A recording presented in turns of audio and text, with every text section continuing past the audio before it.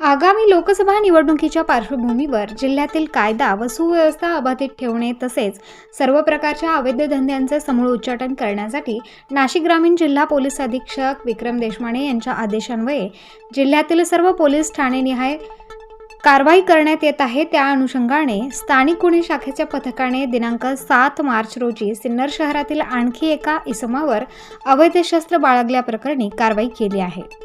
7 मार्च रोजी स्थानिक गुन्हे शाखेचे पोलीस निरीक्षक राजू सुर्वे यांना मिळालेल्या गोपनीय बातमीप्रमाणे सिन्नर शहरातील डुबेरे रोडवर हॉटेल रुद्रा परिसरात एका संशयित इसम दहशत पसरवण्याच्या उद्देशाने अवैधरित्या देशी बनावटीचे पिस्तल कब्जात बाळगताना दिसून आला असल्याची माहिती मिळाली होती।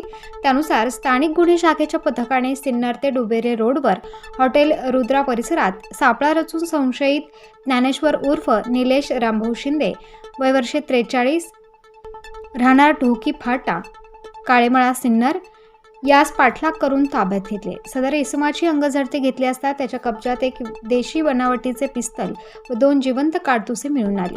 सदर इसम हा विनापरवाना बेकायदेशीरित्या घातक अग्निशस्त्र कब्जात बाळगताना मिळून आला असून त्याच्याविरुद्ध सिन्नर पोलीस ठाण्यास गुन्हा रजिस्टर नंबर 166/2024 भारतीय हत्यार कायदा कलम 325 प्रमाणे गुन्हा दाखल करण्यात आला।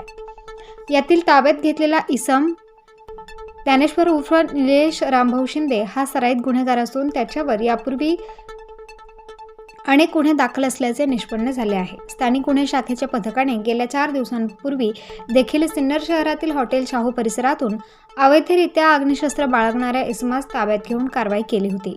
आगामी कालावधीत अवैधरित्या शस्त्रे बाळगणाऱ्या इसमांविरुद्ध वरील प्रमाणे कारवाई करण्यात येणार असून कोणीही इसम अवैध शस्त्रे बाळगून गुन्हेगारी कारवाया तसेच दहशत निर्माण करत असेल तर नजीकचे पोलीस ठाण्यात संपर्क करावा असे आवाहन ग्रामीण पोलीस दलातर्फे करण्यात येत आहे।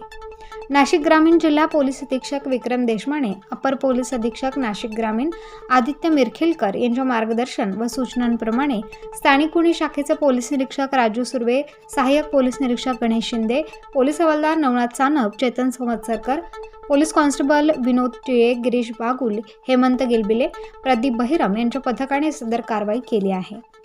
संशयित आरोपीस पकडण्यासाठी गेल्यानंतर त्यास पोलीस पथकाचा संशय आल्याने तो बाजूच्या शेतात पळाला। त्यास पोलीस पथकाने सुमारे 500 मीटर अंतरावर पाठलाग करून पकडले। प्रतिनिधी मोहसिन पठाण, स्टार न्यूज, नाशिक।